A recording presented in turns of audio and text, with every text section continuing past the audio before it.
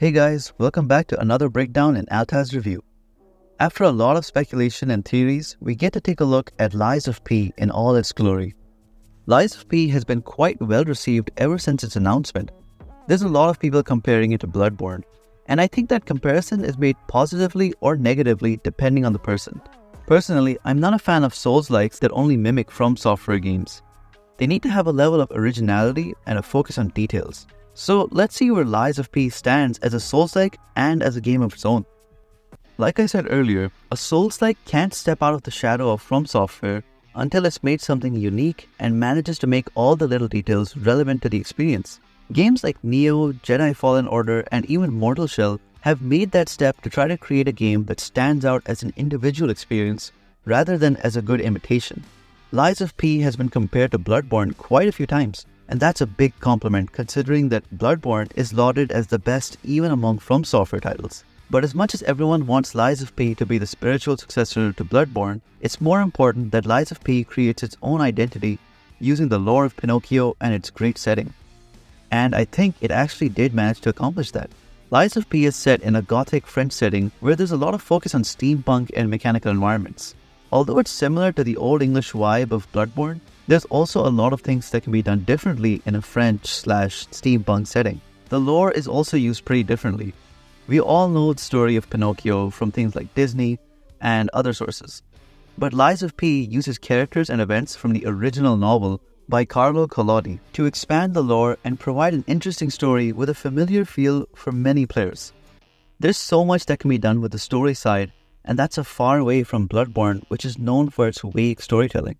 Even the weapons are quite well made, with a fun mechanic that allows you to combine different hilts with different blades for a variety of combinations. There's also a lot of special attacks and special moves using a prosthetic arm, kind of like Sekiro. One of the more notable gameplay elements is how you're encouraged to be aggressive via the healing system. You can refill one potion by attacking consistently, but as long as you have at least one potion, you won't get an extra advantage from aggression. So your playstyle will vary throughout the battle depending on what's important to you, the potion or just dealing damage. Although the main enemy type is puppets and machines, there's a surprising variety and creativity in the enemies and in the bosses. Lies of P has set up a system where you have a lot to see and explore, and it sets certain expectations that it easily surpasses as the game goes on. But as much as I want to explore its uniqueness, you can't deny that Lies of P is heavily inspired by Bloodborne, in looks and in gameplay. But these days, all kinds of games are inspired by Dark Souls, Bloodborne, or Sekiro. Making a game that actually rivals its inspiration is truly an accomplishment. Lies of P is being seen as a Bloodborne successor, not just as a slightly similar game or a copycat. And Lies of P takes elements that are barely used in other games while putting its own spin on it. Kind of like how they used a French setting with some steampunk elements rather than the English setting of Bloodborne. It's similar, but you can still change up a lot and you can still make something original.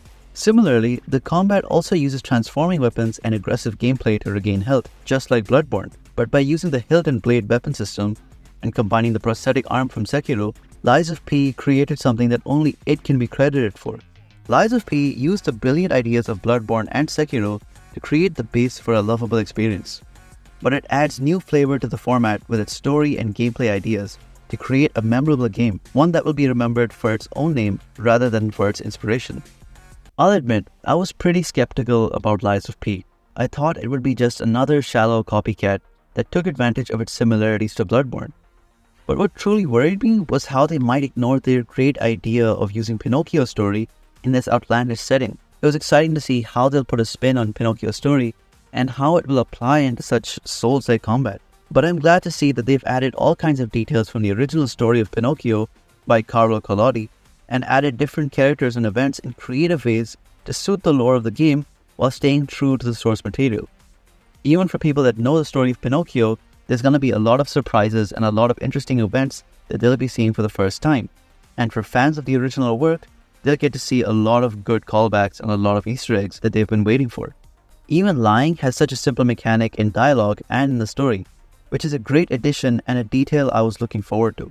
Initially, I wasn't expecting to play Lies of P since I don't really get invested in Souls-likes other than From Software games. But considering how they've implemented the story of Pinocchio and the amazing designs of the characters and places, I'm curious to see what kind of adventure it will be and what kind of story will unfold. Lies of P had the potential to be a pretty good game considering it's been made from a smaller studio, and it could have been a great mimicry of Bloodborne. But Lies of P has turned out to be a rival for AAA games and an outstanding title that can stand beside Bloodborne as its own game and as its own experience. It's really delivered on all its promises and easily met all its expectations. It may not feel very smooth all of the time, but that's a critique that applies to games with higher standards. I'm happy that I can critique Lies of P as a top tier game without needing to cut it any slack, since the developers have really put out a quality game.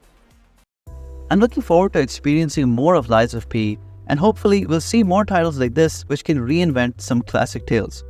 But let me know what you guys think about Lies of P and if you plan to give it a try. Leave a comment about what other games you want to hear about, and if you enjoyed the video, please like and subscribe. I hope I see you in the next video.